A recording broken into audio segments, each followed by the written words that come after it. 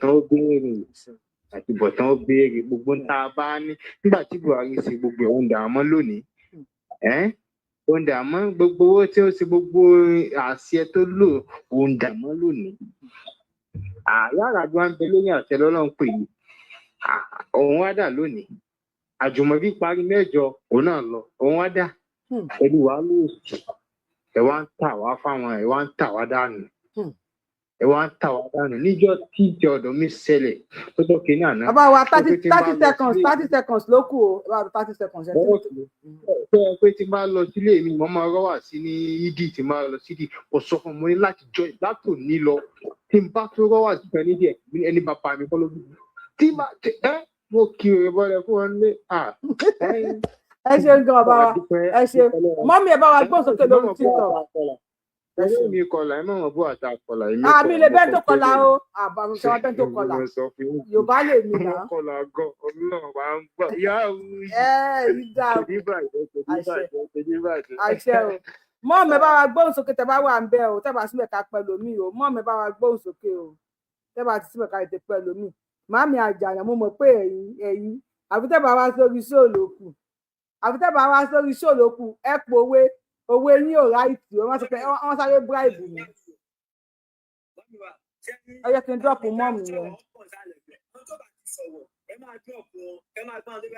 Àwọn tó fẹ́ sọ̀rọ̀ kò yé mi wọ́n ní ká máa sẹ́ẹ̀dì at me èmi ò má at me mo ń pè wọ́n wọlé wọn power tap náà ṣe ń drop ẹ wò pé at least èèyàn tó wà lókè kèsì èèyàn 3 péré ló wà lókè everywhere vacant but má ti gbé wọn lé wọn drop níbi tí má ṣe wàhálà kò tó má ti power tap ṣe power tap jẹ́ owó ni kò kí ń ṣe owó náà ìbọn fẹ́ ni ẹ bá gbọ́n sókè jàrá bá mi. kò iṣẹ́ Ọlọ́run á wà pẹ̀lú. Yes sir. Ẹ máa gbogbo àwọn ọmọ ọ̀gá àwọn ọmọ àgbẹ̀ àwọn ọmọ kí ọgbọ́n tí a ti máa fi pè ránṣẹ́ sí nígbà tí sọ yẹn lórí aago tó pé ọmọ àgbẹ̀ ni wọ́n. Nǹkan tí mo torí ẹ̀ pè ní pé torí àwọn ọmọ tó ṣèṣe tó bá ṣe máa ní àkáǹtì láti dá láti dẹ́kun ọdún wà lọ́kàn. Olórúkọ ojú ìṣẹ̀bẹ̀ tìrì tó bá ti wọlé wọn ní mute ìṣẹ̀bẹ̀ tìrì tó mọ̀ sí pàrọ̀ rẹ̀ wọlé.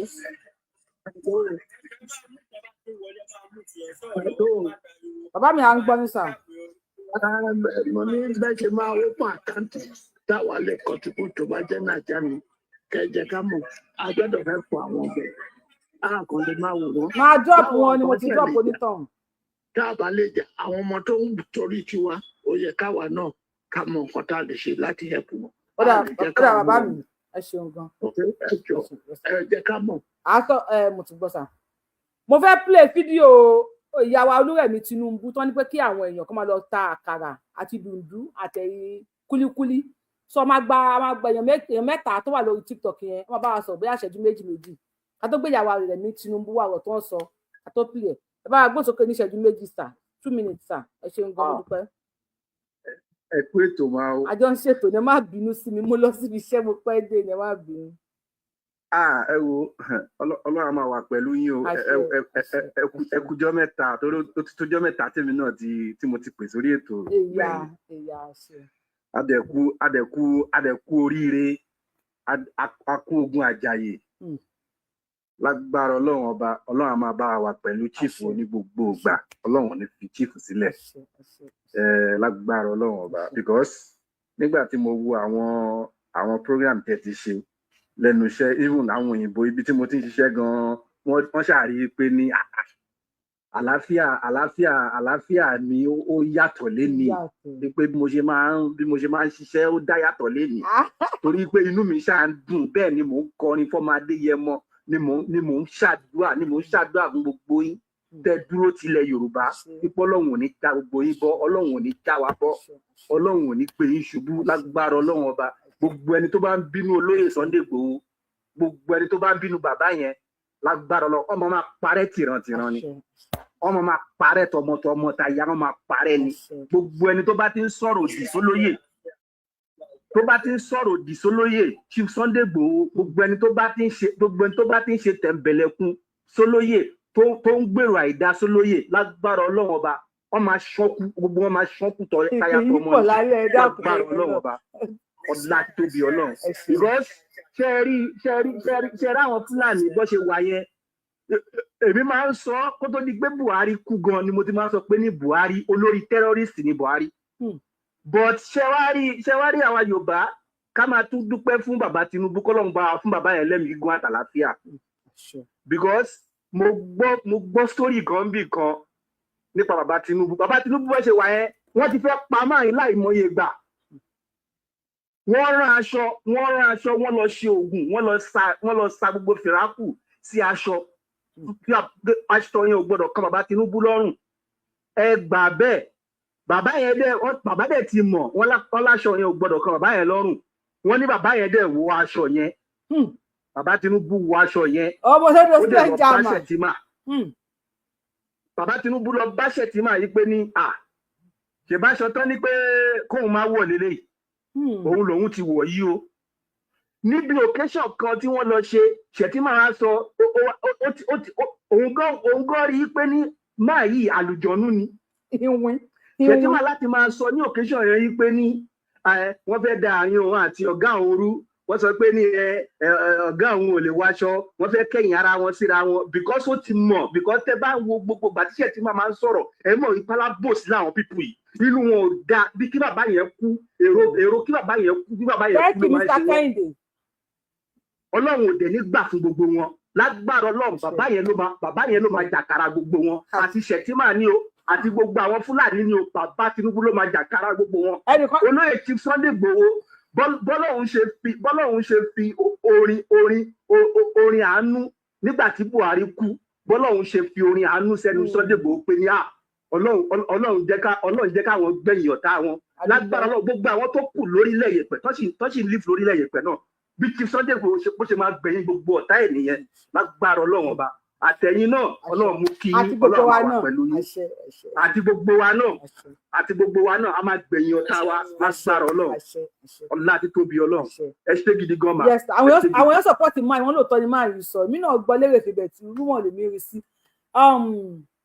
ẹ ká lọ sórí TikTok díẹ̀ ká wá play ìyá wa first lady lórí YouTube ẹ̀jẹ̀ lórí fóònù ẹ̀jẹ̀ nísùn lórí YouTube wọ́n ní ẹjọ́ kẹ́ bá wa like show yìí ẹ burú lórí YouTube ẹ burú gidi ẹ burú ẹjọ́ bàbá wa ọlá something ọlá ọmọlódé òde ọlá ọmọ bàbá wa gbóhùn sókè ìṣẹ́jú méjì sà a fẹ́ play ìyá rẹ̀ ní Tinubu ọ̀rọ̀ tí wọ́n sọ yẹn ó ń dùn àwọn èèyàn wọ́n fẹ́ káwọn èèyàn sọ̀rọ̀ lé lórí ọlá ọmọ bá ẹ̀ síbẹ̀ ó dàbọ̀ referend ẹ̀ bá wa gbóhùn sókè referend mother ẹ̀ bá wa gbóhùn sókè. Yes ma. Yes ma. Mr. Ajadi ẹ má bínú torí Ọlọ́run sí mi. Ìgbà tí àwọn ọmọ wọ̀nyẹn tí wọ́n kọ́kọ́ kó wọn lọ wọn ṣe kọ́fì ní Ọ̀yọ́ bẹ̀yẹn wọn sọ pé wọ́n ṣe kọ́fì wo after 1 month ni wọ́n ṣẹ̀ṣẹ̀ wá ní kán ṣe kọ́fì ṣé kọ́fì yẹn sì ṣé wọ́n mọ́pọlọ wá ṣé wọ́n mọ́pọlọ wá. Akara business doesn't take. Gbogbo ìgbà tí Sunday Igboho tí wọ́n ti mọ́lé sí tó wà ní ẹ̀yìn odi tí gbogbo ẹlẹ́mẹ̀ntì tí ò sẹ́ni kankan tó máa gbà wá ọmọkùnrin yìí òun ni ló dàbí Mósè. Ọlọ́run oníṣẹ́ ní Mósè òdélẹ̀ lérí o. ní ọmọ kan sọ pé ìrìn àjò pípọ́ Mósè ṣe bó ṣe kọ́kọ́ wà ní exile ìrìnà tó dàbí jẹ́ pé òun náà lò láti fi lè kó àwọn ọmọ Ísírẹ́lì kúrò nínú oko ẹrú bẹ́ẹ̀ lọ́nà ṣe ń lo ìránṣẹ́kùnrin CSI yìí àdúgbò ń gbàgbọ́ pé ọba tó láyé tó lọ́run àwọn gbogbo àwọn àgbàgbà mẹ́rin lógòdì ọ̀run gbogbo àwọn áńgẹ́lì Ọlọ́run wọ́n máa dúró tì í lórúkọ Jésù gbogbo àwọn ọ̀tá ẹ̀ kọ̀ọ̀kan ní gbogbo wọn máa lọ lórúkọ Jésù olúmarẹ́yìn gbogbo wọn pátápátá yóò ní ká. Ẹ bá wa ṣàṣẹ o. Wọn ò ní rídìí òkun ò kì í rídìí ọ̀sà wọn ò kì í rídìí oòrùn ayé ò ní rídìí ẹ̀ lórúkọ Jésù agbára gbogbo má ṣe ń wá wọn ní bí ọba rí orí ahun òkè pa lórúkọ Jésù ayé ò ní rí mú lórúkọ Jésù gbogbo bí tó bá ṣe Ọ̀pẹ̀lẹ́mà. Ṣé ìlú á máa dún lórúkọ Jésù? Àwọn ọ̀gbọ́n àwọn àmàlẹ́kọ̀ náà wà dẹ̀rọ̀ gbà yíká. Nǹkan kò ní ṣe lórúkọ Jésù. Gbogbo wọn náà lọ́lẹ̀ tó káàkiri náà tó ń káàkiri pé kí wọ́n gba Yorùbá pọ̀ lóko ẹrú torí oko ẹrú la wà. Oko ẹrú la wà. Ẹbí wọn mọ̀ nínú àwọn kan ṣe dùn wípé kọ́ túbọ̀ wá kó sì wà lóko ẹrú yìí o. Ọkùnrin yìí lọ́lọ́run rọ́pò kó wá gbà wá là kúrò nínú oko ẹrú. Kí ló dé kí nìkan tó ń ṣe kò bẹ́ẹ̀ nìkan kan tó ń ṣe kí fẹ́kọ̀ọ́ ṣe ìṣèlú ni bí ni ṣe ṣá. Kò gbàyàwó ọba o. Ìran Yorùbá báyìí nítorí Ọlọ́run kí ló ṣe ìran Yorùbá? Yorùbá kí ló ṣe yín? Ọlọ́run gbà wá o. Ẹ ṣe màámi, ẹ ṣe gan. Ará mi ẹ bá wa gbọ́n sókè. Ẹ jẹ́ kí olóko jẹ́ kí ará mi sọ̀rọ̀. Ìyá wa Àjànàwùnmí, thank you for the super sticker. Àwọn yàrá lọ sókè àpòtíṣà mìíràn kì í gbẹ, àpò yín ò ní gbẹ o. Ẹ ṣé mo dúpẹ́. Ẹ wo torí Ọlọ́run ọba. Ẹ bá wa ará mi tẹ́bà sí mẹ́ẹ̀ka drop yín o. Ó ṣáná wọlé tẹ gbàrọ̀ gùdù lọ́dà. This is original. Wọ́n kọlù gbàrọ̀ gùdù òǹdàgígbàgì pọ̀ ńlẹ̀ jẹ́ àwọn ẹ̀ṣọ́ ara bí aṣọ ẹ̀gbà owó àti tẹsẹ̀. Wọ́n kú orí ayélujára tí ń pera wọn ní ṣọ́ọ̀plọ̀. Àmọ́ wọn ò tẹ̀ wọ́n. Ẹ̀jẹ̀ àjọ tara wa lólobó yìí. Fún ẹni fẹ́ ojúlówó lace ní Vision Trend lágbàáyé lórílẹ̀‐èdè Nàìjíríà. Ẹ tẹ @bodytalk_accessories ní Instagram àti TikTok. Bẹ́ẹ̀ni ti rìn ní ọtí kò ní lóòótọ́. Àṣẹ lóòótọ́ lẹwà àti ẹrù ń sọ̀rọ̀ lára. Body Talk Ventures mo ti rí o. Ní message send deliver fi ọjà yín ránṣẹ́ síbikíbi lórílẹ̀‐èdè Nàìjíríà. Ẹ̀yin tí òkè òkun ẹ tẹ @elegantjoy26 ní Instagram àti TikTok. Lọ́wọ́ kan sẹ̀ǹdò ní ó gbọ́ gbogbo tó ń tà tó ń ṣe nílé iṣẹ́ àwọn wá o.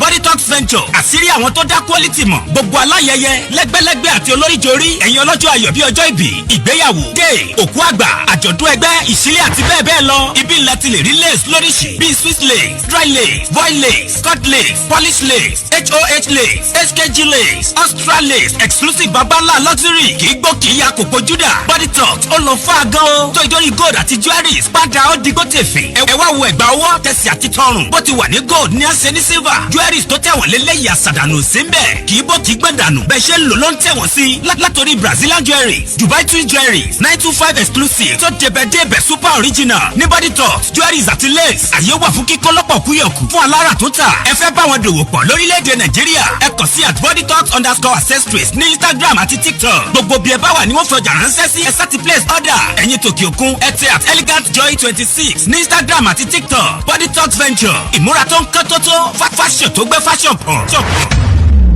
Ẹ jọ èèyàn mélòó ló ti bá mi follow plug mi? Ẹ jọ èèyàn mélòó ló ti bá mi follow plug mi? Àwọn tí mo polówó ọjà fún mi. Ẹ jọ ẹ̀yin fans mi lórí TikTok lórí Instagram. Èèyàn mélòó ló ti follow @elegantjoy26? Mo fẹ́ mọ èèyàn tó ti bá mi follow wọn. You see, tó wá ní bá mo fẹ́ put ẹ̀. Tá bá polówó ọjà kẹ́ follow wọn sìn ẹ sanwó o. Ẹ kàn bá wa follow wọn kẹ́ bá wa share page wọn. Kò jẹ́ pé ẹ san owó o. Àwọn san owó fún mi. Wọ́n ní Yorùbáwùyí. Mo charge wọn lórí page mo máa ń charge gan. Ìṣe wà tí wọ́n fẹ́ polówó ọjà fún ẹ. Máa charge ẹ bí kò máa gbé ọjà lọ síbòmíì. Mo charge wọn. Wọ́n dẹ̀ san owó fún mi. Mo wá ní ẹ bá mi lọ follow wọn elegantjoy26 lórí Instagram àti TikTok. Ṣé bá mi follow wọn? Ẹ bá mi follow wọn. Are you expect me to be coming every time? Yorùbáwùyí kíni kan kò dá bẹ́ẹ̀. Kò dá bẹ́ẹ̀. Ayé ń gbádùn mi, èkémi náà gbádùn ara mi. Tí má polówó eléyìí fún yín tẹ́ bá follow ẹ̀. Báwo ni ẹlòmíì ṣe tún máa gbé ọjà mi wá fún mi kí n polówó? Kẹ́kọ̀ọ́ bá wa tẹ follow. And to print their link, Mr. Richard, please come on YouTube. Kẹ́ wá wò TikTok yóò gba gbogbo nǹkan bẹ́ẹ̀ yẹn. Elegantjoy26. Elegantjoy26.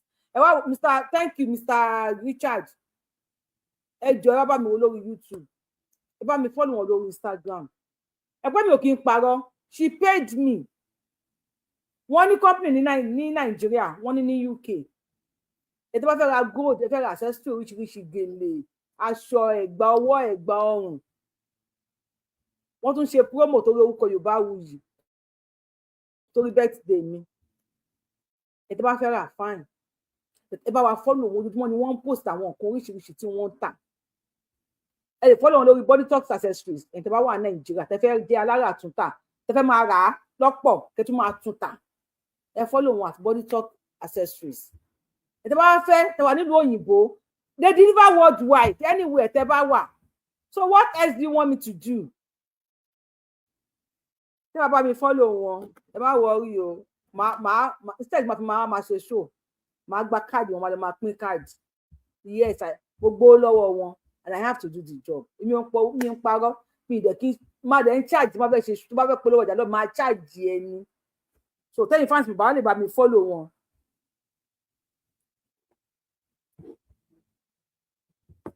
inú ti ń bí mi ìfẹ́ bínú ok yẹ ká play ìyàwó Rẹ̀mí Tinubu mi fẹ́ play ìyàwó Rẹ̀mí Tinubu mọ́ ẹ lọ bá mi follow wọn ẹ bá mi play kankan mọ́ kí ló what can fà kí ló fà yẹn ẹ máa kàn follow kí nìyẹn ṣe ṣe máa san extra owó ni ṣùgbọ́n I don't know ẹ má yẹ ká mi play Rẹ̀mí Tinubu kankan mọ́ mo play Rẹ̀mí. má bínú àbúrò mi mo bẹ̀ẹ́. màámi ẹ jẹ́ kí ló bá mi follow ẹni tó gbowó tó sanwó fún mi wọ́n ní kí máa polówó ẹ̀ follow wọn kẹ́kọ̀ọ́ follow wọn kẹ́kọ̀ọ́ tẹ́ follow ẹ wà wé ń pa ẹ o ìgbádùn mi àìgbádùn mi ni ẹ bá gbóhùn sókè ọ̀rọ̀ má bínú ọkọ lè bá mi follow wọn ni ẹ bá ń gbóhùn sókè sà bí màá ní. gbogbo èèyàn wà lórí ṣòfin má gbà yín lójú bẹ́ẹ̀. ìlọsíwájú bí ọ̀pọ̀ àbí ti ṣe ń lọ síwájú àwájú lọ́wọ́ ẹ̀ màmá lọ gbogbo àwọn ọ̀tá ẹ̀ pátápátá lágbára Ọlọ́run gbogbo wọn bọ̀ wá fọ kẹ́míkù lẹ̀ síwájú ẹ̀. Ọlọ́run àwọn àpẹẹrẹ Ọlọ́run dá sí. And I repeat it again, please. Ẹ jẹ́ ká ní àkáǹtì ká máa fi ran àwọn bàbá mi mo ti gbọ́ ìwọ̀n pé mo ṣe mistake kèyí ẹ ṣe ń gan sà ẹ ṣeun bàbá wa yẹn ti sọ ẹ tẹ́lẹ̀ mo ṣe mistake ẹ bá mi lọ follow wọn èmi kan fẹ́ bínú báyìí kí ló dé iṣẹ́ takuntakun ni mo ń ṣe Yorùbá wuyì ẹ kúṣẹ́ agiyin o kí ni kan kẹ bá mi follow èèyàn lè bá mi follow wọn kí ló dé ordinary like ẹ lè tẹ like lórí show tí mo ń play torí kí ni tọ́pọ̀ èèyàn márùn-ún ló fẹ́ tẹ like èèyàn márùn-ún ẹni kówó mẹ́rin tó pẹ̀ lọ́wọ́ àbí sùn sí ẹ lọ́wọ́ àbí sùn sí. ẹ má bínú. tàbí sọ pé kí n má bínú yẹn máa fún yín blow lẹ́nu o ẹ máa gbọ́ sókè ẹ wọ́n lè bá mi follow àwọn fans àwọn plug mi kẹ́ni kí n má bínú máa dẹ̀ yín blow lẹ́nu ẹgbẹ́ òsókè yìí náà. kí ló dé mo dákú ni ẹ sọ̀rọ̀ jọ. ẹ ṣe sọ̀rọ̀ tèmi o má wọnú yín lọ́mọ ẹ̀yàn ẹ ṣe sọ̀rọ̀ tèmi o. ṣé ọ̀tọ̀ ni jéèmù program tí wọ́n gbé wálé ń jẹta program yẹn dùn mí gan. ọlọ́pàá yorùbá mi láìpẹ́ tó mi nì gbogbo àbí jẹ́ ṣe lọ ìnísìn wọ́n tún lè gbé lọ. èmi máa ń láì mọ̀dé máa ń tẹ́tọ́ pọ̀ ṣé rí bọ̀bọ̀ tí ó gẹrun 1972 yẹn tó ń sọ̀rọ̀ Ìgbòho tó ń gbégbò ṣépè olórúkú bọ̀bọ̀ yẹn àwọn ọmọ ìtàn ọ̀gá wọn ni tó wá mọ ìtàn ọ̀gá wọn èyí sì Ìgbòho ní máa gbé ṣépè àkọ́kọ́ náà Ìgbòho àtọ̀gá wọn wọ́n ṣe gbẹ́ ìtúbọ̀ wọn fi ju ọ̀gá wọn lọ gbọ̀rọ̀gbọ̀rọ̀ ni ọ̀gá wọn ṣọ́ọ̀gù ló sọ̀rọ̀ ọ̀gá tó lólówó torí àwa àjọ wà ní ṣọ́ọ̀gù ló sọ̀rọ̀ lówó kò sọ̀rọ̀ gọ́ọ̀mẹ̀ntì tó ti Ìgbòho àwa lè kù tẹ̀ ṣùgbọ́n Ìgbòho ó ti ní owó ti tiẹ̀ kó tó wá ṣe ṣọ́ọ̀gù kó tó wá gba mẹ̀kúnnù là nínú ọ̀gá wọn kọ́gá wọn jáde ṣóò tó bá lọ sí ṣọ́ọ̀gù tó bá lọ tó ti pé bẹ̀rẹ̀ kó jáde wá sọ Ìgbòho ń máa gbá front àwọn èèyàn tẹ̀lé lẹ́yìn ni Gani ò jáde rí gbogbo lèmi fi sọ Gani ò jáde pé ó yá tẹ̀lé mi lẹ́yìn kó wá gbé ọ̀pá dání olórí burúkú ẹ̀ ó máa sòkò ayé tọmọtọmọ ni. ẹ má ṣe pé mọ lórí péjì mi yìí lórí má ṣe pé mọ ẹ dákun. mi ń tóyìnbó òyìnbó ẹ má ṣe pé mọ àgbọn yẹn pọ̀ jù. ẹ máa gbọ́ nígbà tó ń ṣépè fúnbó lánàá níjẹta ẹwà ń bẹ ẹ sọ̀rọ̀. ṣé bàbá ancient man ṣé ancient man. ẹni sùúrù gbogbo ara tó gbọ́ ìpè tó bá yẹn ṣe fọláyé ẹ̀yin náà ti gbọ́. tó ti máa ní ẹni náà máa sọ̀rọ̀ tọmọtọmọ ni ẹ má dàmú lẹ́kùn. torí pé olórí burúkú wọn máa tẹ́tí ń tọ́jú bọ́lé gbọ́ káàkiri kọ́ kí sàmì jáde ó tó ní tí ó ta ìdílé káwọn náà wá jáde ká máa ka ń tọ́ka àgbójúde ó ju ara náà so wọ́n kàn jáde wọ́n kàn wọ́n bẹ̀rẹ̀ ẹ̀gà wọ́n kàn sọ ọ̀kọ́ tó sọ wọ́n kàn mọ́kìdì mọ́nà yẹn káà tó kù lẹ́yìn ẹ̀ amọ́tá kù lẹ́yìn ẹ̀ náà àwọn olórí burúkú ni ẹ̀rẹ̀ táyà sórí rẹ̀ náà ẹ̀rẹ̀ lẹ́yìn ìgbà yẹn tẹ́ sórí rẹ̀ ẹ̀yà sọ tó mọ́ ni gbogbo àwọn tó wà lẹ́yìn ìgbà yẹn kí ló mú ọ̀tẹ́pọ̀ kú lẹ́yìn ìgbà ni kí ló mú agbóhùn kú lẹ́yìn ìgbà ni bẹ́ẹ̀ àwọn àlè àwọn mọ̀ wọn kí ló sọ fún wọn arúnsáyé lọ́yọ̀ọ́ kí ló sọ fún fámìlì máa yẹ alájọ̀dọ̀ ní máa tọ́ọ̀bù kí ló sọ fún wọn kí ìdí nọ́ọ̀tì bẹ̀rẹ̀ àwọn tó fara jìyà fún ẹ tó fi mọ́ ń gà ní bẹ́ẹ̀ ló sì ọ̀túnbọ̀ lómi kí ló sọ fún fámìlì ẹ̀ ayé kàrí máa bàjẹ́ tó wọ́n ní kàrí máa sọ fáyé olórí púpọ̀ ọmọ àlè sẹ́rí mistake tí bàbá aláàfin àná ṣe mistake tí wọ́n ṣe the greatest mistake tí wọ́n aláàfin àná ṣe ni pé ààrẹ nìkan tí wọ́n fún bẹ́ẹ̀ táìmù yẹn náà oríṣiríṣi petition ló wá sọ́dọ̀ bàbá aláàfin bàbá yàtí pàwọn òní fún ní ààrẹ nìkan fún mọ́ ó wọ́n lọ bí àwọn ọba kan dìde ni wọ́n lọ ń bẹ bàbá aláàfin jọ́ ọlọ́run so gbogbo sì yẹ èmi mọ̀ àwọn àgbààgbà ló wọn lọ bí wọ́n sọ́dọ̀ bẹ bàbá aláàfin torí pé petition yẹn ti pọ̀ jù lọ́dọ̀ ọba bàbá ní petition yẹn ti pọ̀ jù àwọn òfin ní ààrẹ mọ́ tó wọ́n lọ àwọn ọba kan nínú wọn lè kìtì yẹn tó lọ gbé wá láti wọ́n rẹ̀ wá pé nígbà tí dákọ̀ wọn láti wá bàbá lọ́yọ̀ tó irú Gani yẹn kọ́dọ̀ ọmọ jáde káàmù wọn jáde ó wá sẹ́ni fún ọ̀gbọ́ bẹ́ẹ̀ni fún ọ̀gbọ́ táwọn ẹ̀ ń sọ ó wá kípa ẹ̀ sílẹ̀ tó ọwọ́ ẹ̀ sẹ́ni kí mọ́ kí ìjọba lọ́wọ́ òfìsẹ́ fún náà ni wọ́n mẹ́rin tó dáa fún òfìsẹ́ fún. so by this ìyá tó pé ẹ̀fẹ̀ láyé olórí ibú nìyẹn náà. oníkulikuli lẹ́tọ̀ tó wá ti lè tẹ̀gbọ́n lójúmọ́lẹ̀ àmàgbèsépè ni ibi táwọn bá bọ̀ sí àdéhùn gbéra sípè face to face ni. So, kẹ́lẹ́ ló pé ká má ṣe pé mọ́, ẹni tó bá ti wùwà ẹ̀pẹ̀, á gbé ṣe pé. Tí wọ́n máa ń gbé ọ̀gá ṣe pé lójú síta wa, káwá ní káwá dákẹ́. Bẹ́ẹ̀ tó gbé torí yẹn sì, òye ń sọ̀rọ̀. Ẹni sọ̀rọ̀ ṣe bẹ́ẹ̀ tó ṣe tó bá bàtà ẹsẹ̀ gbé. Ẹni tó bá tẹ̀lé gbé tó ń sọ̀rọ̀ bẹ́ẹ̀ yẹn. Ìbá wuyì, ẹ fọ́ pé tó bọ̀. À ń bàbọ̀ ẹ ṣeun gan. So, ẹ jẹ́ ká play ìyá wa Olúrẹ̀mí Tinubu. Ọ̀rọ̀ tí wọ́n sọ ní ṣáná ni wọ́n sọ àbẹ́ẹ̀nì. Tí ó jẹ́ kí gbogbo ariwo máa everybody ń pa ó ti dójú ẹ̀ ní sẹ́yìn wá ó ti dójú ẹ̀ ní sẹ́yìn bàbá mi Àkànbí ọmọ olódò dẹ. Akara business doesn't take a lot of money to start roasting corn, or somebody even said about grant. You see, they're saying that kuli doesn't take much. We didn't give them a loan, we gave it to them as a grant. So we've encouraged Nigerians as best as we could. What is within our hands, I have given. You know, and I keep giving, you know, and those are the things we've done. I remember giving for TB when I heard there's so much TB cases. I gave 2 billion. To breast cancer, I gave 1 billion. To food malnutrition, I gave 500 million.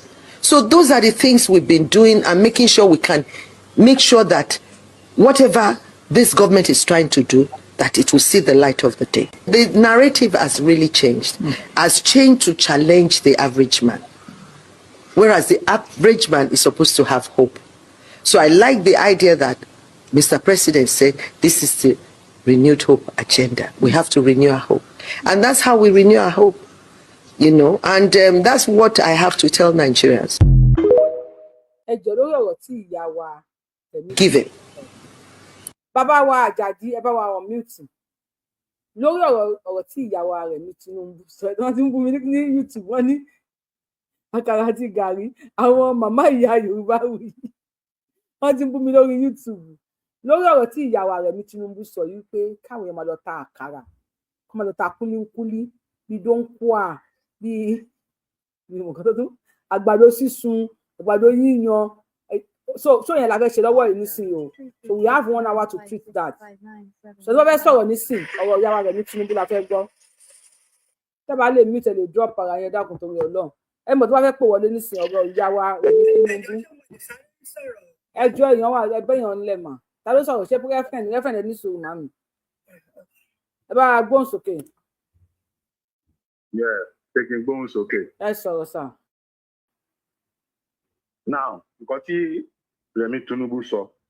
Ẹ̀yin ni Adare, I'm going. Èmi Sir. Èmi ò rí nǹkan tó bàjẹ́ níbẹ̀. Nígbà tó ti pẹ́ gan nílùú yìí, àwa gan bá ṣe wà kó tó di pé wẹ̀ yìí. Àwa náà ti takún àwọn ọmọ tó takún kúlérí àti tàbàtàrí àṣẹ. Nǹkan tá. Níbi tá a ti ń ṣe fàájì ọmọ ẹ̀lẹ́ ọmọbìnrin Yorùbá ló ń gbé àkàrà wá bẹ́ẹ̀ ló ń gbé pọ̀pọ̀fù wá bẹ́ẹ̀ dọ́nà. Níbo sà? Wọ́n ní níbo sà? Èmi èèyàn kí ẹ wà nípa ọmọ orí afẹ́fẹ́. Lè tẹ́ bá ti mọ̀ pé ẹ lè sọ ọ̀rọ̀. Ẹ má wà sọ pé lórí péjì yìí ẹ má wà fẹ́ ní bòsàn kan. Ní Europe ọmọbìnrin ló ń gòkè. Ní Europe tá a wà níbi tá a ti ń ṣe fàájì. Ọmọ Yorùbá ẹgbẹ́ wa ló ń dí puff-puff àti àkàrà àti meat pie àti ẹran súnsun tá a máa ṣe fàájì wa. Bọ̀ tó bá dé Nàìjíríà wọn ò lè ṣe. Nǹkan tí wọ́n máa ń tọ́ láti sọ ni pé ìjọba ò lè pèsè fún gbogbo ará ìlú. It's not possible. Níbi táwọn náà ń gbé yìí ẹja tó tọ́ fúnra. Gbogbo àtàwọn sọ̀rọ̀ mélòó ló ń bá ìjọba ṣiṣẹ́. Ọmọ onílùú gangan mélòó ló ń bá ìjọba ṣiṣẹ́. Iṣẹ́ tún ní provisions of iṣẹ́ private company private society ló ń provide iṣẹ́ fún aráàlú kò ń ṣe government. Iṣẹ́ tí government produce náà ni ministry nǹkan ọkọ̀ báyẹn wọ́n dẹ̀ máa àwọn aráàlú ló ń create iṣẹ́ fúnra wọn. Bàbá wa ọjọ́ ti lọ kí ni ẹ bá wa sọ̀rọ̀ lórí nǹkan tó sọ yẹn má gbọ́ wa káàkiri. Ǹjẹ́ ẹ ti ṣàkíyèsí kinní kan mo fẹ́ sọ kinní kan eléyìí kan sọ ọmọ Yorùbá ọmọ ọ̀ràn tèmi. Ǹjẹ́ ẹ̀yin mọ̀ ẹ́ pé iṣẹ́ tí kan tí mo sọ ẹ̀ mo sọ fẹ́ tó súnmọ́ mi ní Èkó bí ọ̀wọ̀n ẹbí. Àwọn ọmọ tó ní ara tó mọ ènìyàn rárá wọ́n á dẹ̀ gbéra láti ìlú wọn ilẹ̀ yìí wà bẹ́ẹ̀ nìyẹn wọ́n á dẹ̀ wá sí ìlú Èkó. Tó bá kọ́ dé ìlú Èkó yẹn ẹ̀rí tó máa gbé pọpọ́ọ̀fù lórí wọ́n máa ṣe iṣẹ́ máìní iṣẹ́ kẹtó mọ̀ nǹkan àwọn ọmọ yẹn á dẹ̀ dèèyàn ńlá mọ̀ yín níwájú. Ọmọ Yorùbá dẹ̀ máa lajú báyìí lẹ̀ wọ́n máa lajú sílẹ̀ àwọn tó jẹ́ kó wá gbá wọn nílùú wọn wọ́n máa lajú sílẹ̀ báyìí ẹ̀tọ́ níwájú wọn ló ti máa ta pọpọ́ọ̀fù níwájú wọn ló ti máa ta kàrà kẹtó mọ̀ nǹkan adẹ̀ tó ní ṣọ́ọ̀ kẹtó mọ̀ ká dèèyàn ńlá mọ̀ yín láwọ́ ẹ wá máa jẹ́ lọ́sẹ̀ mi ńlá kò yẹ kí n lọ síbẹ̀ yẹn. Ibi kékeré èèyàn ti ń di nǹkan ńlá ìlú wa bó ṣe wà yẹn you have to find something doing by all means tó bá yẹ kó dún tù ẹ lẹ́kọ̀ọ́ lọ sí Ìbàdàn tójú bá tù ẹ bẹ nìbàdàn lọ sí Abẹ́òkúta find yourself doing something. So nǹkan tó wá sọ yẹn mi rí nǹkan tó burú níbẹ̀ kò ní ìpẹ́mọ yunifásitì ìkẹ́ lọ ṣe nígbà ọmọ yunifásitì ok ká má sọ̀rọ̀ ọmọ yunifásitì tó ń ta pọ̀pọ̀ fún àlékò tó ń dàkàrà ó dẹ̀ ti lọ jìnnà ó establish dáadáa ó dẹ̀ ti dọ̀lọ́lá nínú ẹ̀. Ok irú advice rẹ kọ́ fún ọmọ náà ṣé kọ́ ní kó máa lọ jalè ni àbí kó máa lọ yọjú. That is the advice tí ọmọ tó ń darí ìlú náà tó lè encourage advice encouragement ni. He give encouragement yín náà ṣàkíyèsí báwo ni àlejò tí wọ́n ń gbà lù wọ́n lọ́wọ́ ẹ bèrè lọ́wọ́ ara yín náà ọmọ Yorùbá ask yourself wà lálejò tí wọ́n ń gbàlẹ̀ mọ́ yín lọ́wọ́. Iṣẹ́ tẹ̀yìn náà ò lè ṣe yẹn tẹ̀yìn ò tẹ̀ lè ṣe yẹn lọ́wọ́ àlejò wọn ṣe mọ́ yín lára tó dẹ̀ ń gbàbẹ̀ tó ń lu yọ. Ẹ̀yin á máa ga pa tó bá dìrọ̀ lẹ́ gbé aṣọ wọ̀ ẹ̀ lọ pàtí ẹ̀jẹ̀ ní kankan lápò. Àjọgbé Èkó ni tó bá ti dọ̀rẹ́ ìrọ̀lẹ́ báyìí ọmọ ọzọ lèmi o láti kékeré tèmi kàfìyàn lẹ̀. Bọ̀tọ̀ wọn kọ́ tẹ́ pé tó bá dìrọ̀ lẹ́bàá wọn máa ṣọ wọn máa wẹ̀ wọn afọjú. So ọmọ yunifásitì tó ń ta àkàrà ní títì ṣé àkàrà ọlọ́jì ló lọ study ni. Ṣe tiri ẹ tó lọ study economy. Ṣé àkàrà ọlọ́jì ló lọ study ní yunifásitì. Ok Rufai tó ń sọ news yẹn ṣé journalism ló lọ study kó tó jẹ tó sọ news. Rufai tó pariwo yẹn. Rufai kàwé kọ́lá job ló ń ṣe. Anege mi tẹ bá yín jà sí yẹn pé ṣẹ́rí ọ̀rọ̀ aláta ṣẹ́rí ìyẹn mi fẹ́ bá yín. Ẹ tó lọ sí university is not compulsory kó lọ wá ṣiṣẹ́ lọ́dọ̀ ìjọba. You have to be creative.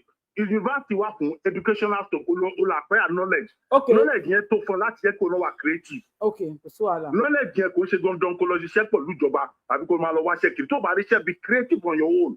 Knowledge is your knowledge is to give you power of creativity. Òfin àti gbọ́ ti sà opinion yín náà ni pé ká máa lọ ta àkàrà àti dùndú. Iṣẹ́ ni because àwọn tó ta àkàrà tán fi wọ́n mọ ní yunifásitì wa. Ẹ̀mí tó ti message. Have I said anything? Have I said anything? Why are you saying I Why have I said anything? Why did you say I misquoted you? No, mo kàn sọ̀rọ̀ ni. Ọmọ kan lè misquote ẹ lọ jìnnà. Ipò ní kó máa lọ takara. But ẹni tó bá lórí tó bá mọ̀rọ̀ gbọ́ ló máa lọ jìnlẹ̀. Ló máa lọ jìnnà sí mẹ́sẹ̀jì yẹn. Ẹ ṣe ń rọra bá wa. Yàwá reference bá wa dá sọ̀rọ̀. So point is. Yàwá reference ṣe wà ń bẹ̀. Sísà mi ẹ ṣe gan ni. Ṣé rí gbogbo ọ̀rọ̀ àkàrà kìnnìmọ̀ yìí gan tó ń sọ wọ̀nyí? Àwọn ọmọ tí wọ́n àwọn ọmọ 42 tí wọ́n kó lọ ń kọ́. Wọ́n ní wọ́n ń ṣiṣẹ́ lórí ẹ̀. Ṣé wọ́n ti silence lórí ẹ̀ ni? Wọ́n silence lórí ẹ̀. Because she has been silent all along. Why is she just now coming up with àkàrà dùndú àti ìkíni? Àti kúlíkúlí. Àti kúlíkúlí, what has that got to do? Èèyàn lè make owó náà níbi àkàrà àti kúlíkúlí. The issue at stake now. The issue at stake is our security. It's our security. And kudos to Baba Tinubu because I can see that geopolitical what you share is by. And we are getting. Hello? Any so, ma'am. Where from the boss? Okay. Geopolitical what you pay Nigeria is yeah, systematically, he's doing something. He's doing it tactfully and strategically. Ṣé ti gbọ́ pé àwọn not sọ pé àwọn ò fẹ́ state police. Wàhálà tí wọ́n nìyẹn come care of. Kọ́lọ́kọ́lọ́ máa ṣe gbogbo wọn tó bá wọ̀n ní ọ̀dọ̀ wọn. So kájọ kí kìíní yẹn kọ́ implement. Ọ̀dà àkàrà section láwà báyìí. So opinion tí yẹn lórí àkàrà. Ọ̀dà ìṣe. Okay, lórí fóònù bá wà dáhùn àkàrà section láwà báyìí. Àkàrà kúlíkúlí. Bí màmá yẹn ṣe dáhùn ló pa mí lẹ́rìn o. Wọ́n ní ẹṣin iwájú di tẹ̀yìn wò ó sáré. Kí ìyá náà kó gbégbá àkàrà ká máa táwa ọmọ máa tẹ̀lé lẹ́yìn àbí báwo ni ká ṣe sọ. No, to be sincere, kéèyàn ò lè tàkàrà kéèyàn láàánú. Okay o. Kíní kan ní ó yẹ kẹ́ ṣàkíyèsí lára wa ọmọ Yorùbá. Gbogbo nǹkan wa dìwé ta fi ń ṣe ń sìn. Ilé tush way ni. Tẹ́ bá ti ṣàkíyèsí ibùdó èèyàn tó ń ṣe oúnjẹ tà. Èrí dìwé tán fi ń ṣe ń sìn pé ó ti yàtọ̀ sígbà ayé ìgbà tá a kéré o. Amọ̀pọ̀wó la fi ń wówó bẹ̀ síbi ibi tí ìyá yìí ti lọ gbé ó ń bí mi nínú kò bọ́ sí. Ó ní mo ṣe sọ pé kó fún wa ní samples kó ṣáájú ká tẹ̀lé lẹ́yìn. Dóńkú àti kúlíkúlí nìkan tó kàn ní gbogbo nǹkan tó wà nílẹ̀. No, ẹ jẹ́ ká ṣe báyìí, mo fẹ́ ká sọ̀rọ̀ lórí ẹ̀. Ṣé èèyàn lè ta àkàrà? Ó lè jẹ́ pé bóyá put ẹ̀ ẹni, or kó jẹ́ pé situation of the country tínú ń bí àwọn èèyàn. Inú ń bí àwọn èèyàn. Inú ń bí ṣẹ́rí kìí jẹ́ pé bóyá ọ̀rọ̀ tó sọ yìí. Àwọn òwe mi máa ń fọ́ nísìnyí. Wọ́n lẹ́bi òun wọn lúkọ́rọ̀ mi ò wọ́. Ogun ń jà. Ìwọ àgbà máa ń sọ̀rọ̀ àkàrà. Ogun ló wà ńlẹ̀ yìí. Kò jọra wọn. Next time ọ̀rọ̀ tẹ́ fẹ́ sọ yẹn tẹ́ bá owó tẹ́ pa yẹn ò bá lọ. Owó tẹ́ máa pa ni pé ebi ń pa mí ọlọ́ṣẹ́ ń kiri. Ẹ ṣe. Ìgbà tí mi ò fọ́ ní báwo mo ṣe fẹ́ fọ̀ ta. Báwo mo ṣe fẹ́ fọ̀ ta? Irú bọ́n gbégbá àkàrà ilẹ̀ gan bóyá lọmọ lè jẹ́ kó sọ̀kalẹ̀ nípùn ẹ̀. Ẹ wo nǹkan tọ́mọ kékeré yẹn ń sọ. Ọmọ kékeré yẹn ara gbígbóná yẹn ti mú láti ilẹ̀ wá. Irú ọmọ yẹn ò gbúdọ̀ bọ́ sọ́wọ́ Fúlàní o tí Fúlàní bá sọ ọ̀rọ̀ tó sọ opposite ọ̀rọ̀ sí ní agbárí. Ó máa gbẹ̀gbọ̀n wò. Bẹ́ẹ̀ni. Kíni yẹn ti gùn ó ti wà lára ẹ̀. Wọ́n ní nǹkan tó lọ́ ń ta. Ó ti kọjá àkàrà àti gúgúrú tí ìyá yìí ń sọ sẹ́ẹ̀. Ẹ wò gbà tó ń kó àwọn ọmọ tó ń kó gbogbo ọmọ wọnú igbó kò rọrọ sọ. Ẹ wò kò sọ̀rọ̀ nínú nǹkan tó sọ yẹn ò ṣe. Ẹ ṣe àkàrà section láwà báyìí. Mo bá dé èèyàn méjì náà máa bá wa debate lórí ọ̀rọ̀ àkàrà yẹn. Káyọ̀ pé ogun wà nílùú, ebi ń pa àwọn èèyàn. Can someone sell àkàrà and make money from it? To my above family. Can somebody go on àkàrà selling? If you ask me, I will say yes. If you ask me about business, I will say yes. bẹ̀tú para ń kun àwọn aráàlú ìlú lé everything ní àwọn èèyàn kò sí kan tí Tinubu lè ṣe or Rẹ̀mí or whatever or anybody tó jẹ́ òṣèlú Nàìjíríà tí inú àwọn aráàlú lè dùn sí because wọ́n ti fẹ́ já okùn ẹ̀mí wa. Quickly, let me say something about this akara. Okay. Ìṣẹ́jú méjì sà. No, ìṣẹ́jú méjì sà. Yes, sir. Hello. Ìṣẹ́jú méjì sà, ó ti bẹ̀rẹ̀ láti sìn sà. Ṣé rí àkàrà títà? Èyí lè tàkàrà. Bí ìyàwó bàbá Tinubu ṣe gbé kalẹ̀ ní àwọn ọmọ gbé kalẹ̀ torí pé ọmọ bọ̀ pé ọmọ àtàpadà dìde ni wọ́n á mọ̀ wọ́n sì máa gbé kínní yẹn kalẹ̀ tí ó yà èèyàn. Lóòótọ́ right now a mọ̀ pé ìyà ogun ló wà nínú ìlú báyìí ṣùgbọ́n ara àwọn tó ti tàkàrà wọ́n ti fi fẹ̀ sórí rí. Fámìlì tèmi ti tàkàrà àbúrò bàbá ti tàkàrà tó ti fẹ̀ sórí rí. A dẹ̀ ní àwọn ìyá kan tó tàkàrà nígbà kan ló kan fún ẹ̀wọ̀n kan ní ìyá kan ní ìyàdó ni ó tàkàrà láti ọ̀pá àṣìṣe náà ni ó tàkàrà yẹn ó dẹ̀ sórí rí. So àkàrà títà èpè ò lè sórí láti gbà kàrí tàbí tó ń ṣẹlẹ̀ sí lọ́wọ́lọ́wọ́ nínú ìlú sí ogun ni. Ohun tẹ́mi fẹ́ sọ fún màmá Rẹ̀mí Tinubu ó kẹ́ kí n bẹ̀rẹ̀ ẹ ló 2 minutes yín pé n tó sọ̀rọ̀. So ogun tó wà nínú ìlú sí ọkọ̀dá pé èèyàn fẹ́ jókòó ta àkàrà ní ẹsẹ̀ títì and tọ́wọ́ tó wà nígbà àwọn náà gbogbo everywhere tẹ́tí ń tẹ̀ wọ́n ń ta nǹkan ní ẹsẹ̀ títì sí náà níjọba ti ń lé wọn torí pé bóyá mọ́tò lè yá wáyà báyìí ní kankan all those place kò sí tẹ́tí lè ṣàwọn kan níyẹn tó máa wà òkè mọ́ bíi ìgbà kan torí pé gbogbo everywhere lọ́wọ́ àti wọ́n ti ń touch tó ń develop so wọ́n fún eré tàkàrà sórí rẹ̀ àmọ́ àwọn tó tàkàrà sórí rẹ̀ dáadáa tèṣí méjì tèṣí mẹ́ta tèṣí mẹ́rin ṣẹ̀ so pé jẹ́ nìyà. Ìyàwó Rẹ̀mí Tinubu àwọn èèyàn lè tàkàrà kan sórí rẹ̀ gẹ́gẹ́ bí ẹ ṣe advice pé ẹ fún ọ̀nà tí àwọn empower èèyàn àwọn èèyàn bí ìmọ̀ye tí wọ́n fún àwọn èèyàn o bẹ́ẹ̀ tí ń jẹ́ ẹ yọ bí ìsọ̀ pé ẹ̀yin tẹ́ bá níṣẹ́ o bí ẹ ṣe bí ibì kan tó yẹ wípé àwọn èèyàn lè máa lọ dín àkàrà níbẹ̀ ṣe pé nínú ọjà nísọ ẹran àbùkán táwọn oníṣàkí máa lọ ti máa ń bó ṣàkí ìjẹ́ create space pé kẹ́ máa lọ dín àkàrà bí iyọ̀ àkàrà làwọn máa dín bẹ̀ fún àwọn èèyàn àtẹ̀bá dín àkàrà tán tó bẹ̀rẹ̀ sí ní kiri ẹ̀ ṣe wọn kó máa sanwó tíkẹ́ẹ̀tì owó gbá owó àwo it's not about àkàrà pé ní káyọ̀ máa lọ ta àkàrà èèyàn lè ta àkàrà kó ṣoríire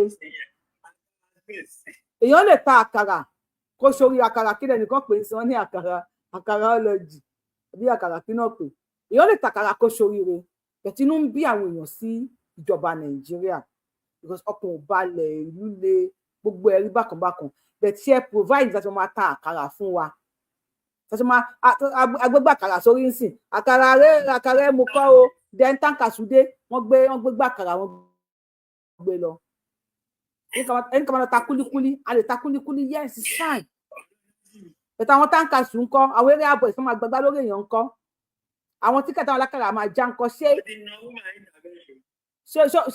gbogbo yẹn fún wa ìyá wa múlíkẹ́ bá wa gbó sókè káàbọ̀ sórí ètò ògbó àtọ́ yín o. ìṣẹ̀lẹ̀ àbọ̀rọ̀ ìlàbọ̀ ìbọn ṣíṣe yìí mú kí gbogbo lé ògbó àtọ́ yín o. àkó ètò àkójọ mẹ́ta lálàkọ̀kọ́ náà kémi tó lọ síbi àkàrà ọlọ́jì ẹjọ́ àwọn ọmọ àlè tí wọ́n ń ganu sí Sunday Igboho àwa fẹnuwú gate nation lélẹ̀ fẹnuwú gate nation àwa lélẹ̀ talk and do for fẹnuwú gate talk and do ni wa bẹ́ẹ̀ ni fẹnuwú gate talk and do àwọn tí Sunday Igboho yarí o ẹnikẹ́ni mo sọ nínú ìdálẹ́ ẹni sùúrù bàbá mi ẹnikẹ́ni mo sọ ẹnikẹ́ni ẹni sùúrù kọjá ẹnikẹ́ni ni mo sọ èèyàn kéèyàn tómi wà nínú ọṣùn ara ẹ̀ tómi wà nínú ẹ̀jẹ̀ ara ẹ̀ tó ń gbógun ti Sunday Igboho lágbára Elédùmarè àwọn ìyá mi máa fojú ẹ̀rí nǹkan tí ó béèrè fún ogun máa fẹ̀jẹ̀ wọn wẹ̀. ẹ jọ̀ọ́ mo bẹ̀bẹ̀ ẹ bá wa bèrè lọ́wọ́ bàbá Portable ṣó ti ṣe DNA àti àwọn ọmọ àti gbogbo wọn ṣé bàbá wọn ti ṣe DNA. ṣọmọ ni Portable yẹn ṣá. ṣé àwọn bàbá wọn ti ṣe DNA torí wọn ti bọ́ ṣe la ẹnu tó ṣe sọ̀rọ̀ sí Ìgbòho lágbára Elédùmarè wọn ti jẹ́ èèyàn mọ́nú ayé owó kan ti kọ tẹ. Àkókò yìí kọ́ mo tún sọ ní ẹnikẹ́ni tó bá ganu sí Sunday Igboho mo fi tọ̀wọ̀tọ̀wọ̀ porúkọ bàbá kò ní jẹ́ èèyàn mọ́nu ayé ó máa nàga mú ṣòro. Bàbá ṣé ti ní ìfẹ́ sọ̀rọ̀ ni kí ló ń ṣe yín náà? Jẹ́ ẹ ní sùúrù náà. Ẹ má jẹ́ kí n lose thought mi náà, ẹ jọ̀ọ́. Ìyá mo ní kẹ́ bá gbọ́, ẹ má bínú bá gbọ́ fún mi. Tó ń panilẹ́kún lẹ fi ń ṣe kinní yìí. Èèyàn kankan dìde fún wa náà. Bàbá yìí tún dìde, wọ́n tún búlì wọn kiri. Ẹ mọ̀ pé mental health ní kinní yẹn ló máa sinmi lé lórí ni. Mental health is very very important. Bàbá yìí lọ́mọ kò sọmọ wọn tòsí síbẹ̀síbẹ̀ wọ́n dìde wọ́n stand up fún wọn Yorùbá èwo nu yín ló lè mẹ́kọ̀ọ́ ìjájà àǹtí ẹ̀jájà àbí bàbá àbí ìyẹ́ kó wá lọ kojú bàbá yẹn wà nínú gbọ́bá ìbí mo ṣe wo fídíò ara mi dẹ̀ ń sẹ́gìrì ní sẹ́gìrì èyí wá ń sọ̀rọ̀ lágbára Ọlọ́run tẹ́lẹ̀ ló sọ ní sẹ́nikẹ́ni tó bá dìde tó dìde ogun sí Sunday Igboho kò ní jẹ́ èèyàn mọ́ gbogbo tó ń dùn inú ẹ̀ ó máa dìbànújẹ́ ni kí ló dé ìyẹn kan náà púpọ̀ ṣé nǹkan tí màmá sọ yẹn màmá Rẹ̀mí Bọ́lá Ahmed Tinubu kò yẹ kó jáde látẹnu wọn kò yẹ kó jáde látẹnu wọn a mọ̀ wípé everybody àwọn ọmọ yìí ti yọ̀lẹ̀ ẹ̀sìn ti bá yé everybody jẹ́ kò sẹ́ni tó fẹ́ bẹ̀rẹ̀ from humble beginnings. ẹ bá wa mú ìtẹ́ bá ti wọlé sórí TikTok níbi máa pariwo máwọn èèyàn àgbàlagbà nígbà tó wà lórí show yìí sísá yẹn go ahead. Ẹ power tap ẹ ní power tap kẹtún wọlé kẹtún mí tí ó tún máa rojọ́ ẹ má ní ṣo máa drop one thing ẹ má ní ṣó yàrá. Ẹ ṣeun kò yẹ kí ìyá sọ ọ̀rọ̀ yẹn rárá ìka ò jẹ́ ṣe tiẹ̀ bẹ́ẹ̀ aṣáàmà nínú àwọn ọmọ wọn náà tí wọn ò gbọ́ràn wọn gbé bá kúlíkúlí lé wọn lórí ni àbọ̀gbọ́ bá kàrà lé wọn lórí there are better ways to say it mi ò láìkí bí màmá ṣe sọ yẹn rárá. Àbọ̀rọ̀ yẹn ṣeun. Gbogbo àtọyìn ìyá mi ẹ ṣeun gan. Ẹ yẹ ká tún gbé kọ lórí fóònù. Ká wá sórí TikTok. Ìyá wa alákàrà. Kí ni wọ́n provide kó tó ní ká máa lọ ta àkàrà? Kí ni nǹkan tí wọ́n provide kalẹ̀ fún wa kó tó ní ká máa lọ ta àkàrà? Àkàrà dá èèyàn lè ta àkàrà kéèyàn make owó. Àkàrà tí wọ́n lọ ra ẹ̀wà sì ti bá lọ jíyàn gbé. Ẹ bá wa gbóhùn sókè. Ẹ kú ètò ìyá wa. Ẹ ṣeun. Ọlọ́run á jẹ́ kó rọrùn àdìlẹ́ lè rí lágbára Ọlọ́run. Tẹ̀rí ìyá wa tí wọ́n ń sọ̀rọ̀ àkàrà èmi kí wọ́n pé wọ́n kú iṣẹ́ gbogbo ibi tí wọ́n mú wa lọ lórí state police ní gbogbo ẹ̀ Ọlọ́run á mú wa délẹ̀ lè rí láyọ̀ àtàlàfíà. But bí ìgbà pé ọ̀rọ̀ alákàrà dé yẹn ìran ládéládé làwa àwọn ẹsẹ̀ni tí máa ń ta àkàrà tó lè máa tàkàrà tí nǹkan ò bá tí ì da á sì gbà kádàrà. Abẹ́gẹ́ ti bẹ́ẹ̀ Yorùbá ó sì gbà kádàrá ẹ pé kò tí ì dá ni a sì nígbàgbọ́ pé yóò sì dá ó ti ń bẹ́ẹ̀ tẹ́rí bí wọ́n ṣe ń ṣe láwọn ìlú tí nǹkan ò bá yéèyàn ó ti ń bẹ́ẹ̀ tí ò bá yéèyàn tó bá jẹ́ pé bóyá bí ìlú ṣe rí òun kálukú bá gbà kádàrá bó ṣe rí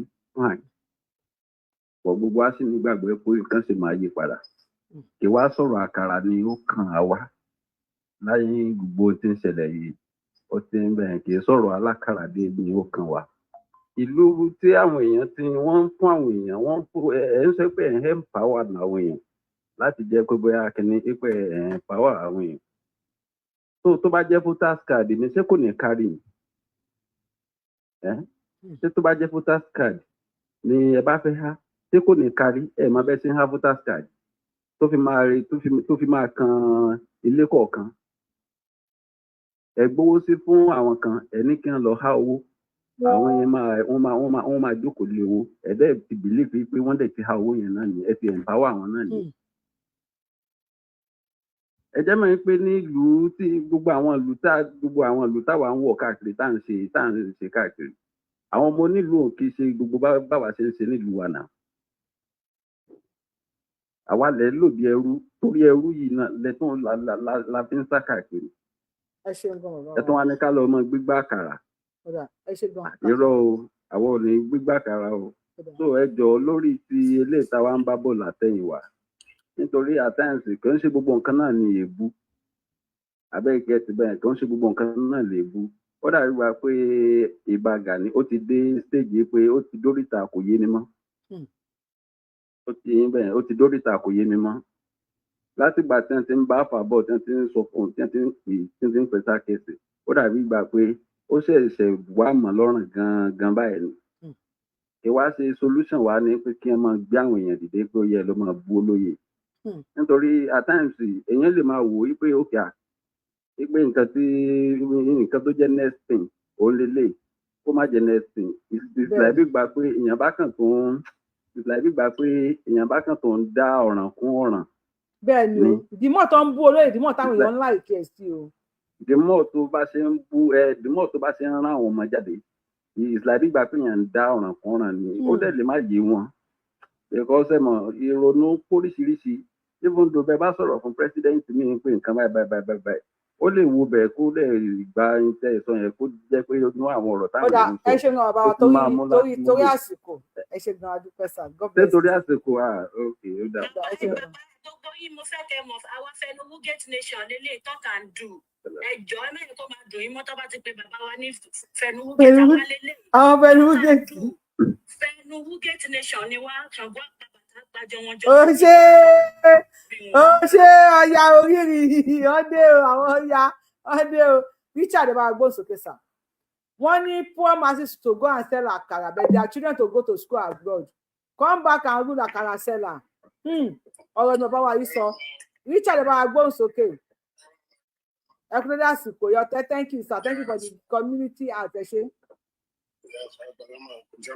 ẹ ṣe.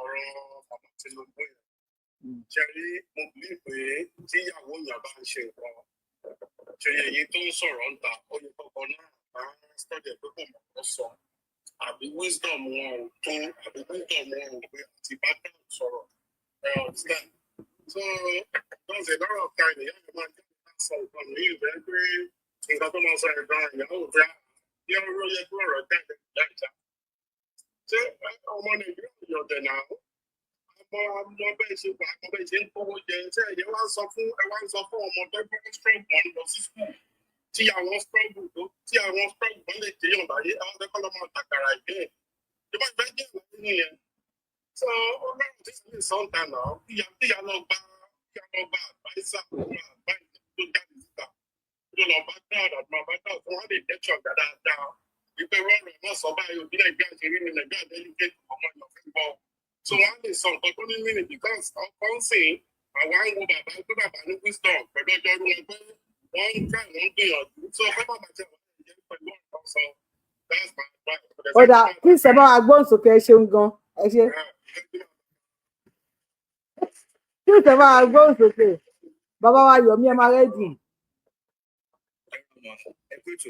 ètò ni ajọ́ ń ṣètò ni. ṣé ẹ rí ọ̀rọ̀ ìyá alákàrà ṣé rí ojú tèmi fi wò ó tún yàtọ̀ because òṣèlú yàtọ̀ sí ọ̀jẹ̀lú wọ́n dẹ̀ mọ ibi tí wọ́n jẹ́ dé pé àkàrà lẹ́tà wá sí pé bóyá ká kó fún yín lówó nígbà tẹ́ bá rí owó àti ṣe business gidi mọ́ ẹ̀kọ́ kó máa tàkàrà so bẹ́ẹ̀ mi ṣe wò nìyẹn o pé then àkàrà tẹ́ ní pé kí wọ́n mọ̀ tàyé gan àwọn Fúlàní ti bọ́ sí oko ẹ̀wà tí wọ́n fi ṣe àkàrà gan màálù wọn ti jẹ́ so wọ́n ti enslave àwọn èèyàn yín sí fámì tó rẹ pé báwo ni wọ́n ṣe fẹ́ sọ́sẹ́ so nǹkan tó wà lẹ́yìn yìí ó ti ju gbogbo nǹkan tí ìyá yẹn ń sọ lọ́wọ́ tẹ anyway bí èmi ṣe rí ni pé ó ti mọ̀ pé Yorubaland wọ́n lè má survive àwọn kankan ló fi sọ bẹ́ẹ̀. ẹ̀yin tẹ̀lé ń sọ ẹ̀dẹ̀ wo pé humble beginning ni wọ́n ń try àti sọ pé ká kíyàn bẹ̀rẹ̀ ká ti fi pẹlẹbẹ mọ́lẹ̀ jẹ. wọ́n ti fi gbogbo ayáwó so wọ́n ti fi gbogbo ayáwó so wọ́n ti mọ̀ pé. ẹ̀yin yóò gbọ́ nǹkan kan o ẹ̀gbọ́n ẹni kò sí ìparọ́wà tí wọ́n lè parọ́wà fẹ́yìn ẹ̀gbọ́n ẹni. so nǹkan ti fi bí èmi ṣe rí nìyẹn. ó dà ẹ ṣe gan Mr. Yomi ẹ bá wa gbóhùn sókè ká má lọ tàkàrà àkàrà ó lọ jì láwà báyìí Mr. Yomi ṣe wà ń bẹ àkàrà ó lọ jì láwà báyìí ìyá wa ní ká má lọ ta àkàrà bàbá yẹn mo fẹ́ tẹ̀ láti ọwọ́ pé bí àwọn humble beginning ló mean pé ká bẹ̀rẹ̀ níbi pẹlẹbẹ ká máa ṣe díẹ̀ bẹ̀rẹ̀ àwọn ò tiẹ̀ gbọ́n kankan láwọn ò táwọn ò lọ àkàrà rẹ̀ jẹ́ bá gbósòkè lórí fún Yes sir. Ẹ pé tó máa. Ẹ ṣe bá wa dá sọ̀rọ̀ alákàrà dé kí lẹ rí sí. Ẹ kú ètò náà ni. Àjọ ń ṣètò ní sà. Àdúrà wọ gbà àwa ẹran Yorùbá lóòótọ́ ni wípé àwa la ní àkàrà títà nílẹ̀ Yorùbá. Àti kúlíkúlí. Bẹ́ẹ̀ ni ṣùgbọ́n ìwé bí màmá rẹ̀ mi Tinubu ṣe gbé kalẹ̀ kọ́ ló ṣe yẹ kí wọ́n gbé kalẹ̀. Ẹ lè sọ wípé títa àkàrà ní ká máa fi ṣe ìgbésí ayé wa ní ilẹ̀ Yorùbá torí wípé bí ẹ ṣe wá báwa ẹran Yorùbá kọ́ yìí láti ilẹ̀ wá lótìtọ́ àwọn màmá wa wọ́n ń ta àkàrà ní ilẹ̀ Yorùbá ní ayé àtijọ́. Ìjẹ́ ní títa àkàrà wọn ní ayé ìgbà tá à ń sọ yìí ṣé bí ayé ìgbà yẹn ṣe rí ṣé bẹ́ẹ̀ ni ayé ṣe rí mọ́. Ìyàtọ̀ ti wà ń bẹ́ẹ̀. Ṣé nípa owó ni a fẹ́ sọ ni? Tá a bá tún ro nípa títowó gan títa àkàrà yẹn kò lè dàbí ti tàtẹ̀yìnwá mọ́. Àti ní wípé wọ́n ní kí gbogbo Nàìjíríà tí wọ́n ti so papọ̀ báyìí àbí gbogbo àwọn ẹran Yorùbá àbí ṣé kí gbogbo ẹran Yorùbá máa ta àkàrà ni. Torí ọ̀rọ̀ yẹn wọ́n ti ẹ̀ láyé wa dáadáa. Àbí gbogbo àwọn tí wọ́n lọ léèwé gbogbo àwọn graduate àbí kí lẹ́ ń pè èmi ọ̀kàwé tí èmi ò bá àwọn ọmọ mi kàwé. Àwọn graduate èmi ọ̀kàwé. Ṣé gbogbo àwọn olùkàwé wa tí wọ́n já àwọn ojúlówó ọmọ ọkọ Yorùbá tí wọ́n kàwé tó ṣe wípé wọ́n kàwé ju àwọn tí wọ́n láwọn ń ṣàdarí ní wa lérí gan-an ní gbogbo ilẹ̀ Yorùbá. Ṣé tí gbogbo wọn sì ń wáṣẹ́ tí wọn ò rí pípọ̀ wọn ni wọ́n ń wáṣẹ́ tí wọn ò rí o. Àwọn tí ó dọlọ́kadà tí ó di onímọ̀rúwá tí ó di lágílágí tó ṣe pé àgbàrá oko iná ni pípọ̀ wọn ń ṣe nílẹ̀ Yorùbá o. Inú wọn dùn bí ìgbésí ayé àwọn yẹn ṣe rí yẹn sì gbójú lówó ọmọ ọkọ Yorùbá. Ọtẹ wọn lọ́rùn báyẹn tí àwọn yẹn tó bá ti fi àkàrà iná ni wọ́n fẹ́ tà tí àwọn òbí tí wọ́n náwó lé wọn lérí tí wọ́n bá mọ̀ pé ìjọ gbẹ̀yìn wọn nù tí wọ́n ná owó tí wọ́n ná lé wọn lérí gbogbo wa láti wọ́n ti bẹ̀rẹ̀ sí ní ta àkàrà owó tó ń fi lọ sí yunifásitì àwọn kọ́kọ́ fi ta àkàrà so kò ní kan lọ sí yunifásitì. Àníṣe àwọn ẹ̀rọ wọ́n tún fẹ́ dákún ìṣòro wa iná ni ara ọ̀rọ̀ tí ń jáde lẹ́nu wọn yẹn. Wọ́n ti láyé wa wípé àwọn ọ̀fẹ́ jẹ́ ká bọ́ kúrò nínú oko ẹrú tá a wà yẹn. Nínú ìṣòro tí àwa ìran Yorùbá ń dojú kọ, wọ́n ti láyé wa wípé àwọn ọ̀fẹ́ kọ́ta wọ́n bọ́ kúrò nínú ìṣòro yẹn. Iná ni àwọn ọ̀rọ̀ tí jáde lẹ́nu wọn yẹn. Wọ́n ti láyé wa wípé kò sí ìrànlọ́wọ́ kan náà fẹ́ ṣe fún àwọn ìran Yorùbá àti gbogbo Nàìjíríà tí ẹjọ́ tó àpapọ̀ yẹn. Iná ni gbogbo àwọn ọ̀rọ̀ tí jáde lẹ́nu wọn yẹn. Tó bàbá wa kan sọ̀rọ̀ pé àwọn èèyàn àwọn kan wọ́n ń ta àkàrà ní Europe. Ẹ dákun báwo lẹ ṣe lè máa fẹ́ ní kí n ta àkàrà iṣu ní Europe báwo lẹ ṣe lè máa fi ìwé bí ayé Nàìjíríà ti bàjẹ́ tán yẹn. Àwọn tí ń ta àkàrà bíbá yìí tẹ́ ẹ bá ra àkàrà 5 euro lásán mọ̀mọ́ mi. Ṣé ẹ rí ó lè má ju kóró mẹ́ta lọ. Kéékèèké báyìí ni.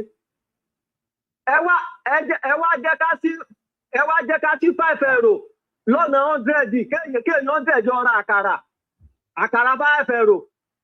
Bóyá ẹ̀wà tó ní tí yẹn ti fi pò gbogbo tó fi ṣe gbogbo ẹ̀ ó lè má ju 30 euro lọ gbogbo tó parí gbogbo rẹ̀.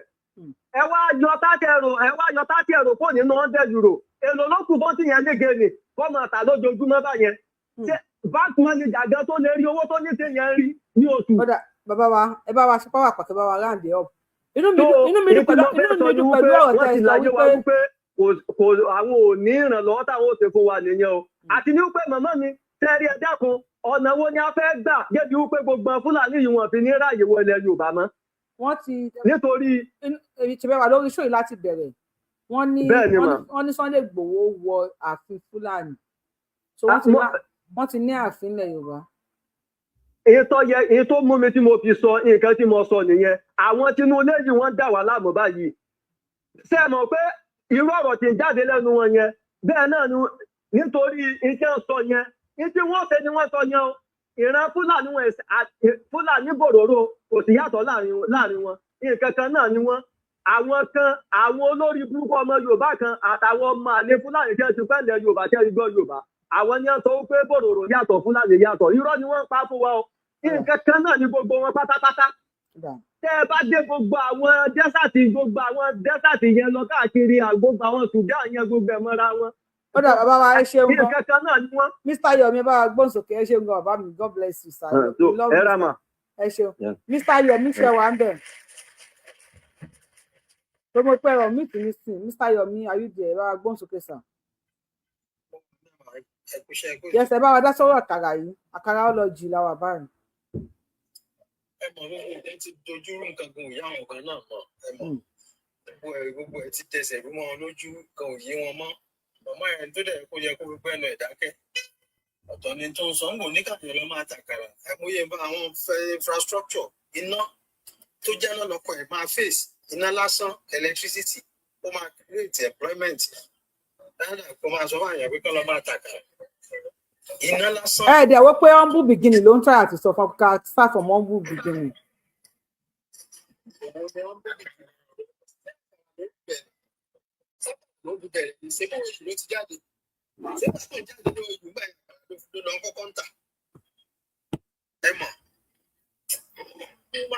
Tó tẹ̀sẹ̀ ń sọ̀rọ̀ lẹ́nu àwọn èèyàn tí ẹ̀ wú bí abiyamọ rárá. Èmi ti bí ju ẹ̀rọ rọ̀ sọ. Ọ̀rọ̀ àkàrà ọlọ́jì làwà báyìí torí Ọlọ́run. We are in this class. The subject we have today is àkàrà ọlọ́jì. Ẹ bá wa gbóhùn sókè sà. Àkàrà ọlọ́jì. Yorùbá wòye. Rámi ẹ̀ ní dààmú. Ọba fún ìyá mi. Àṣẹ Èdùmàrè. Mi ò ní white. Àṣẹ. Ṣé rí kẹ́yìn kọ́kọ́ sọ̀rọ̀ lórí àkàrà ọlọ́jì? Gbogbo tá a bá bá a gọ̀ ń bẹ̀ ojú máa ń tì yẹn. Ó dẹ̀ ní tí òpè olúmọ bá fẹ́ gba màálùú ìṣẹ́nu alápàtà ló yẹ ká ti gbọ́. Àní gbogbo nǹkan ní ìgbà tí àkókò wà fún. Ṣàkókò yìí ló yẹ ká máa sọ̀rọ̀ àkàrà àti kúlíkúlí. Ọ̀nà ti pàlẹ̀ wọ́n ní Alex ta a lè fi àgbàdo sísè àti tuntun náà. Àwọn èèyàn ń tàkàrà lóòótọ́ wọ́n ń ta dùndùn.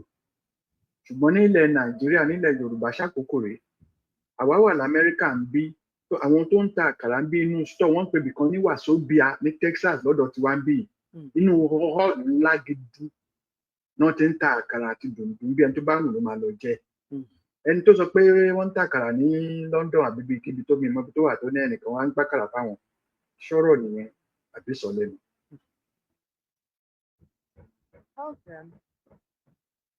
Ó máa ṣe ó ṣe lọ́wọ́ ọmọ tó ń jẹ irú.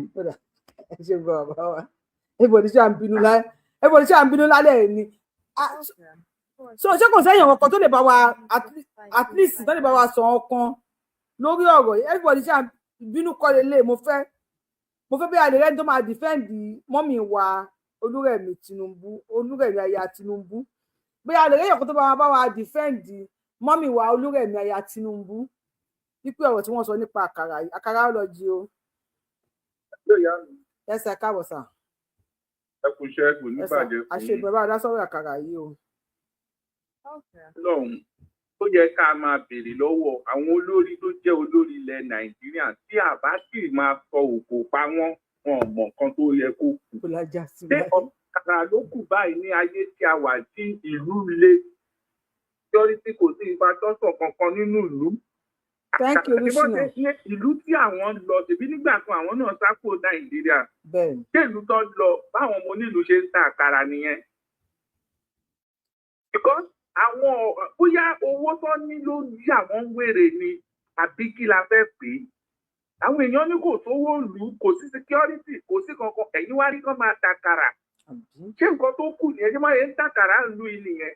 àbí gbogbo ìlú tó ń lọ ṣé wọn. ẹ bá mi láìkì ètò yìí ẹ bá wa tẹ́tọ́ pọ̀ lórí ètò yìí kí ló dé. ẹ ṣíà ẹ bá wa ṣí ẹ ṣe mo kẹ́ máa sọ̀rọ̀. ọmọ olódò ọjọ́ náà ń gbọ́ ohun tó ń ṣẹlẹ̀ yìí ṣé ohun tó kàn nílùú ni ṣé bó ṣe Amẹ́ríkà tó ń wá ṣé bó ṣe ń táwọn ọmọ nílùú ṣe ń tàkàrà ni. Arúgbó ò ní bẹ́nẹ́fìtì kankan lọ́wọ́ Nigerian government olóyún ò ní ọmọ òkókó ò ní ẹyẹ nílùú yìí ó ní value dèèyàn lọ ní Nàìjíríà ṣó yẹ kó rí bẹ́ẹ̀ ẹ̀dẹ̀ ń wá sí ìlú yìí ẹ̀yin gan mọ bó ṣe ń lo àwọn ọmọ tí ní òpé dènà ẹni tí wọ́n kò pa ẹyẹ nílùú yìí kan rí yín kẹ́ wá lọ free èèyàn náà wá ń dúnbú wọ́n ń dúbú politics wọ́n ń dúbú èèyàn wọ́n ń dúbú olórí ẹ̀ẹ́dẹ̀ rí kankan ṣe sí ẹ wá ní kán máa lọ tàkàrà. Ókè tí gbogbo wa bá ń tàkàrà níbo ni wọ́n kírètì náà ti fẹ́ máa tàkàrà yẹn ṣé ló ṣe jẹ́ kíká ìlú kó fún wọn lọ́rùn lẹ̀ àbíbo àbínú tẹ́tò Olúwọlé park. Because ó dìgbà táwọn èèyàn bá tó ń sọ òkò lù wọ́n àbíjọ́ tí gbogbo wọn èèyàn bá ya sí títì tí wọ́n ṣe ní ojú fún ojú ẹ̀jẹ̀ fún ẹ̀jẹ̀ Nàìjíríà ò lè àti ẹ̀fẹ́ kí Nàìjíríà dà Nàìjíríà ò lè dà sílẹ̀ Yorùbá tiwa làwọn fẹ́. àṣẹ Ibro bá a gbọ́ sókè ẹ ṣe ń gbọ́ bàbá bro kínní. Ibro ṣe wà ń bẹ̀ Ibro of Africa ṣe wà ń bẹ̀ o àkàràlọ́jì class la wà báyìí tẹ́wà ti sin àwọn drop yín o èèyàn kọ̀ọ̀kan ìjókòó sórí péjì mi ẹ bá a gbọ́ sókè. ṣe gbóhùn sókè. Ègé kí ló tẹ̀ ń pè é pé báyà ń gbọ́ ní baba alákàrà gbóhùn sókè jàre. ẹ jẹ́ gbóhùn sókè. Mo fẹ́ bèrè kiri kan mo fẹ́ Yorùbá wuyi fẹ́ kó ṣe program kan kó jẹ́ everybody bóyá o máa dá ọjọ́ ni kó tó wá sórí program yẹn wà ní everybody kọ́kọ́ lọ gbá research bí nǹkan ṣe wọ́n ní Nàìjíríà àti bí nǹkan ṣe wọ́n ní gbogbo other West Africa kó a fi compare àti Nàìjíríà àkọ́ṣe lórí yẹn. Ìkejì tá bá ti ṣe yẹn tán àwa béèrè lọ́wọ́ ara wa pé ṣé Nàìjíríà nìkan lára ni ni nítorí èmi rí pé gbogbo bó ṣe wà ní gbogbo West Africa nìyẹn bó ti Nàìjíríà ló le jù ẹ tó wá gbàgbé pa wa 250 million